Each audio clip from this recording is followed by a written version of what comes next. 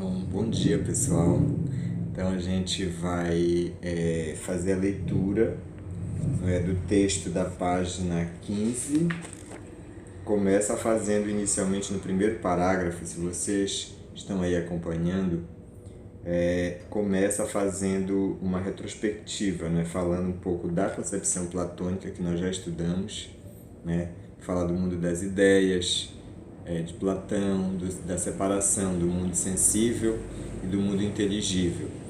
E a questão em Platão é justamente, vai ser retomada por Aristóteles, mas ele vai dar um outro caráter, né? Ele vai falar do processo de, digamos assim, de sair do concreto para o abstrato, que em outras palavras é a separação do mundo sensível e inteligível, né? Só que Platão desprezava esse mundo sensível. Então, o que a gente vai ter em Aristóteles? A gente vai ter a palavra abstração, que significa você não se prender ao imediato das coisas, não só olhar assim uma coisa em particular, mas tentar ter uma visão mais abrangente e conseguir sintetizar, né, o seu pensamento para poder compreender melhor. Aí a outra questão que está em Aristóteles é a questão da causa, tá? Que é muito importante, a teoria das quatro causas, né? E depois que a Grécia passou a ser dominada pelos macedônios, né, então vai surgir duas correntes filosóficas que justamente são citadas aqui no texto, que tem a ver com a questão do conhecimento, que é o assunto central desse bimestre, né, do segundo bimestre. Então, o primeiro tema, né, a primeira corrente filosófica que é abordada é justamente o ceticismo. Então, quem eram os céticos? Então, aqui no primeiro parágrafo, fala do Pirro, né, que foi considerado o fundador de uma escola filosófica que afirmava a impossibilidade de obter o conhecimento seguro da realidade. Então, o que significa isso?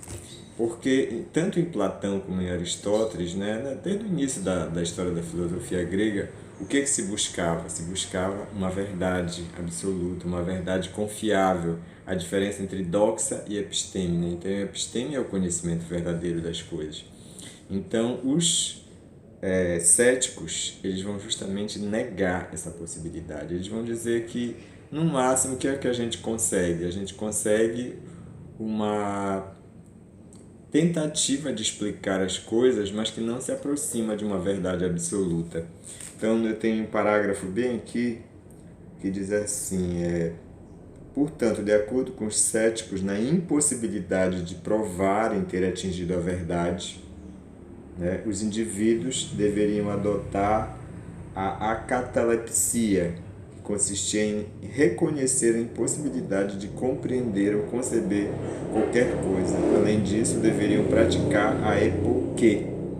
Então, duas palavras aí, né, da língua grega. A catalepsia é quando você reconhece que é impossível você conhecer uma coisa, compreender qualquer coisa, e a epoquê é quando você suspende os julgamentos.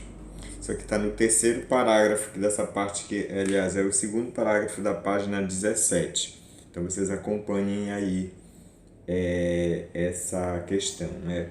Então, quando você suspende o julgamento de uma coisa, o que significa suspender esse julgamento? Significa, por exemplo, não dizer, fulano está certo ou está errado, tá? Isto aqui está bom ou não está. Por que você tem que suspender esse julgamento? Porque você não tem mais certeza de nada.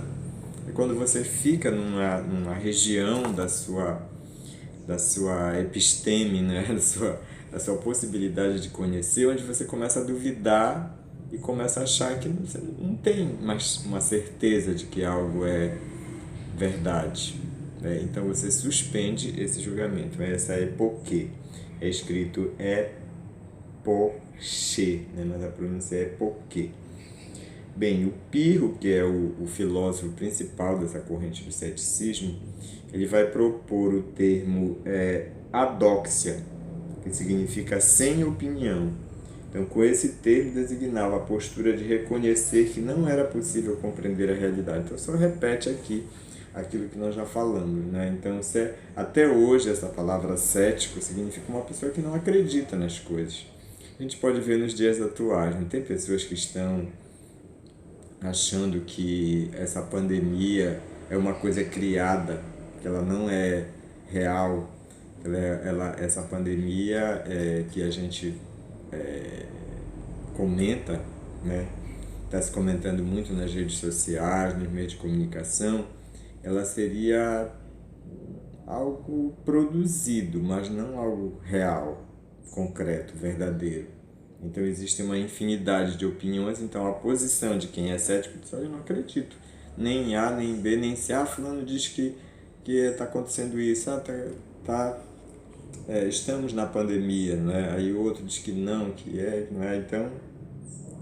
Então, quanto à vida cotidiana, os céticos afirmavam que os indivíduos poderiam agir de acordo com os princípios e as crenças características de seu meio, sem, no entanto, assentirem em considerá-los verdade absoluta. Ou seja, dizer, está acontecendo uma virose, né? Vamos chamar assim, um vírus, né?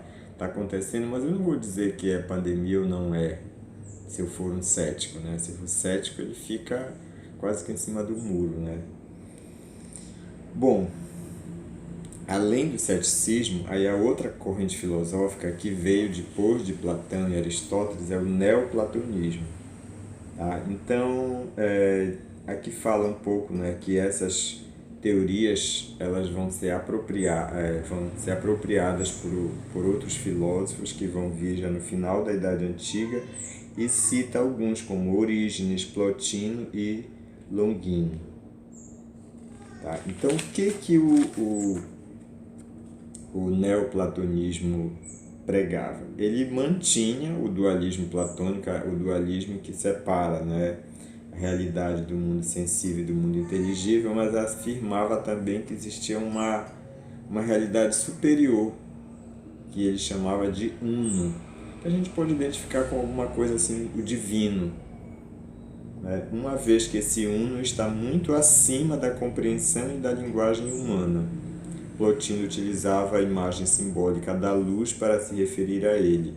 É como, por exemplo, eu estou agora utilizando essa lâmpada aqui, né? Então, em Plotino, é como se o uno fosse essa lâmpada que está me permitindo ver as coisas. Então, ela está acima daquilo que eu estou pensando, daquilo que vocês estão vendo, tá? Por quê? Porque sem ela não vai existir nada, né? Então, para Plotino, esse uno é aquilo que está acima do sensível e inteligível. Então, existe o sensível e o inteligível, que são duas esferas, né? Que Platão compreende como é o sensível, esse mundo que a gente percebe pelos sentidos, e o mundo inteligível, aquilo que é fruto do trabalho da razão, né? Do entendimento, daquela compreensão mais racional, mais apurada, né? Então, Plotino acrescenta esse uno.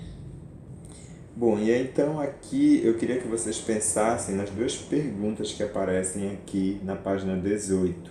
Eu já estou aqui na página 18, né? Então, tem duas questões aqui: reflexão e ação. De que maneira o dogmatismo e o ceticismo podem interferir na busca humana pelo conhecimento? Dê exemplos, tá? E razões para justificar suas opiniões. Essa é uma resposta mais pessoal, porque vocês vão relacionar com a experiência concreta de vocês, né? Você considera possível... Então, só retomando o que é dogmatismo e ceticismo, né? Dogmatismo é quando você se prende a uma realidade, a uma verdade, você diz assim, você não aceita outros questionamentos, tá? É a sua verdade, aquilo que você se apega de tal maneira que você não aceita críticas nem questionamentos. E o ceticismo é o contrário, tá? Quando você não passa a não acreditar mais nada. Então, o dogmatismo é você se apegar a uma verdade absoluta, não aceitar questionamentos, e o ceticismo é o oposto, você não acreditar mais em nada. Então a pergunta é, de que maneira eles interferem na busca do conhecimento? E a outra pergunta, você considera possível alguém suspender o juízo sobre tudo, conforme a proposta dos céticos gregos, ou seja, você não vai mais julgar mais nada? Tá? Como seria possível viver assim? Justifique suas opiniões. Então, qual é a minha proposta? Quero que vocês tentem responder, mas eu quero não mais escrito, eu quero na forma de um áudio. Tá? Então, eu quero um áudio que vocês tentem responder. Mas antes disso, vocês podem postar no grupo algumas dúvidas que vocês tenham. Eu vou já enviar agora esse vídeo.